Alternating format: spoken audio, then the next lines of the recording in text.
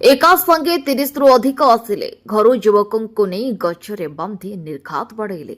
एहाकु विरोध करिबारु 8 मासर गर्भवती महिला गां दांडरे निर्घात बाड़ेले, जेउंथिरे उभय गुरुतर होइतबा नै अभियोग होइछि।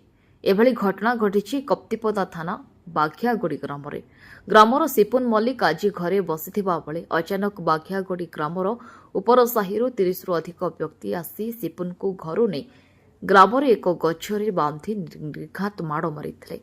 आउ माड़ मारी गुरुतर करी चली जाइतबा नै अभियोग होइछि। एपरिकि ସେହି व्यक्ति माननकु अटकाइथिबा बेले सिपुनको गर्भवती स्त्री को मध्य सेमाने माड़ मारिथिबा नै अभियोग होइछि। सिपुन राज्य बाहर काबू करुथिबा बेले उपरसाही अंचलर किछि युवक मध्य तांको सहित काबूକୁ ଯାଇଥିଲେ।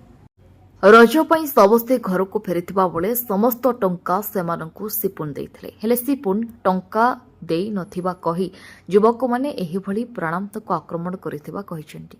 खबर पाई कप्तिपदा पुलिस घटनास्थल रे पहुंची आक्रमणर गुरुतर सिपुन एवं तांको स्त्री को चिकित्सा निमंते मेडिकल रे भर्ती करिथिबा बेले एने कप्तिपदा थाना रे लिखित अभियोग होइछि। ब्यूरो रिपोर्ट, विकल्प समाचार। आम चैनल को लाइक, शेयर एवं सब्सक्राइब करंतु।